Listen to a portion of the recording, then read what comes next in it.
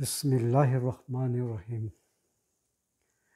কোৰাণত উল্লেখ আছে যে আল্লাহৰ পৰা আদেশ ফলত মুছা আলাইহিছ ইছলামে ফিৰাউনৰ ওচৰলৈ যাব লাগে।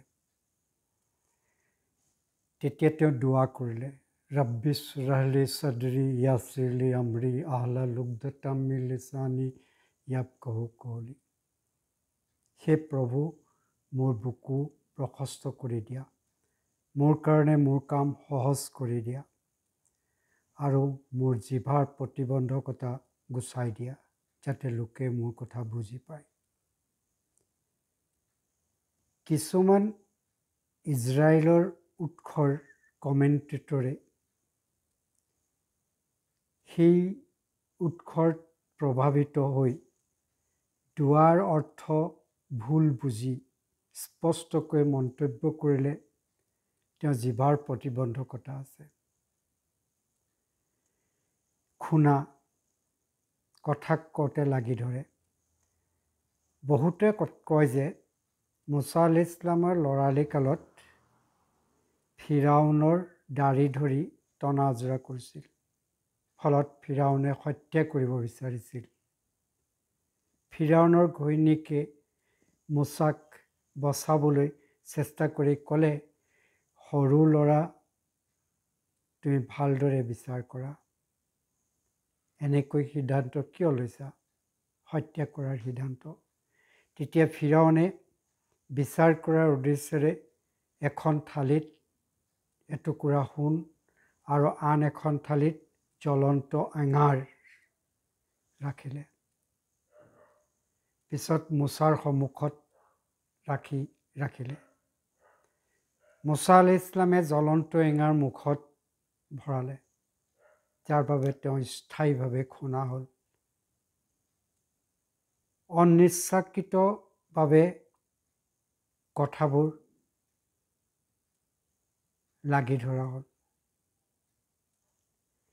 এনে অনুবাদৰ পৰা বুজা গ'ল যে মুছা আলাইহিছ ইছলামে এই প্ৰতিবন্ধকতাৰ পৰা মুক্তি পাবলৈ আল্লাহৰ ওচৰত দোৱা কৰিছিল। An invented story cannot serve as the basis for interpreting Quranic verse. যদিও তেওঁ প্ৰতিবন্ধকতা আছে, জিভাৰ বাবে দোৱা নকৰি, প্ৰতিবন্ধকতাৰ বাবে দোৱা নকৰি আল্লাহৰ বাৰ্তা ফিৰাউনৰ সন্মুখত দিবৰ বাবে মহান যোগ্যতাৰে আৰ্টিকুলেট কৰিবৰ কাৰণে ভায়েক হাৰুন আলাইহিছ ইছলামৰ কথা ক'লে, যাতে হাৰুনক লগত পঠায়। হাৰুন আলাইহিছ ইছলামে মুছা আলাইহিছ ইছলামতকৈ মুখ বেছি চালু আছিল, লগত সহায়ৰ কাৰণে প্ৰেৰণ কৰিবলৈ খাটিলে। সকলো নবী শাৰীৰিক আৰু মানসিক দুয়ো ক্ষেত্ৰত আঁসোৱামুক্ত। বহুতে দাবী কৰিলেও মুঠৰ ওপৰত তেওঁলোক জীৱনত সামান্য পৰিমাণৰো খুঁত নাছিল। সূৰা বাকাৰাৰ 253 নম্বৰ আয়াতৰ মতে, যুগে যুগে আল্লাহে মানৱ জাতিৰ হেদায়তৰ বাবে পয়গম্বৰসকলক প্ৰেৰণ কৰিছে। সকলো সমমৰ্যাদা সম্পন্ন নহয়, বৰং তেওঁলোকৰ মাজত বিভিন্ন বৈশিষ্ট্যতাৰ পাৰ্থক্য আছে।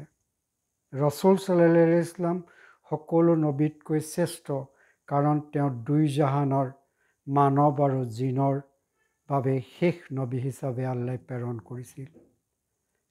তেওঁৰ মিছন কেৱল নিৰ্দিষ্ট মানুহ বা নিৰ্দিষ্ট সময়ৰ বাবে সীমিত নহয়, সেই মিছন সকলো মানুহৰ বাবে আৰু শেষলৈকে বৈধ হৈ থাকিব।